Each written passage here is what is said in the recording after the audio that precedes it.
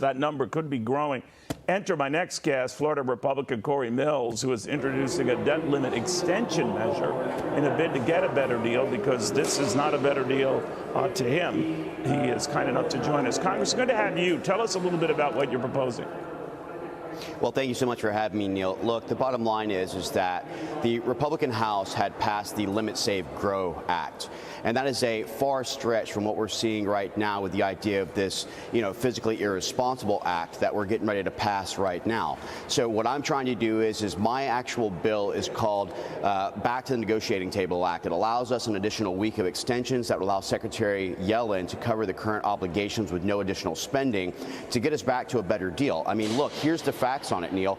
We had 87 provisions that would allow us to have proper reforms when it comes to our permitting and the Limit, Save, Grow. In this new bill, we only get 4. Granted, one of those is a great reform, which is the Builders Act, but it does not go far enough to help with H.R. 1 and domestic energy production. And that is the key here, is gross domestic production exceeding our overall spending. The other thing is that this has no actual ceiling or cap on it. It has a date whereby it says that it'll go till 2025, January of 2025, and it says there's a pay-go system. But when you don't have a cap or a mandatory limit on your spending, then what happens under this kind of accounting gimmick, if you will, is it says that the OMB director will have the ability to waive this. Well, let's not forget, the OMB director works for President Biden. So he can actually do, through 2 different waivers that are very broad and arbitrary, continue to increase past the pay-go. So when you look at this, when you look at the actual tuition capabilities, where the Limit, Save, Grow would have actually have made it a statute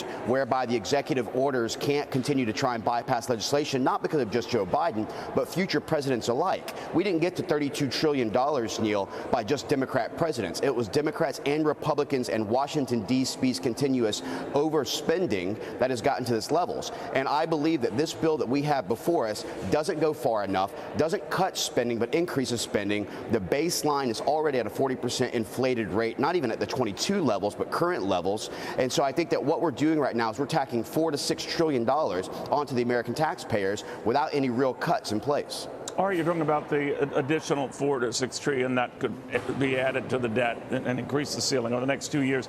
But let me ask you about this, assuming, because you have an uphill battle on your hands here, Congressman, you obviously know that. But, like you, 34 of your Republican colleagues essentially feel the same way. They don't like this. Some have even said this might be a good chance to reassess Kevin McCarthy as Speaker. Dan Bishop has said, I have zero confidence in McCarthy and his leadership. Do you share that view? Well, I don't share that view in its totality. Look, we came together as a conference after the speakership to vote on things like H.R. 1, which is one of the best domestic production bills that we've had. We had H.R. 2, which is the most conservative border plan that we've ever seen. We had the REINS Act, which would actually have been in the Limit, Save, Grow Act that we passed, but not in this bill, and would have stopped the overregulation of businesses. We had the parental rights bill that came across. We had H.R. 26 for the Born Alive Act. So there was a lot of things in that bill where we would have actually been able to enforce, and that was all because of speakership McCarthy. I think that this here was too much of an acquiesce. Look, at the end of the day, this bill is like filling a balloon with helium. It's great for the party, but it's a sad disappointment the next day. Do you think his days are numbered, though, that you might not feel this way, but some of your colleagues do, and they're going to make life very difficult for Kevin McCarthy, assuming and despite the fact that this will probably pass? Well, unfortunately, it will probably pass with a huge victory lap for President Biden as well as for the Democrats, who got about 99% of what they were asking for.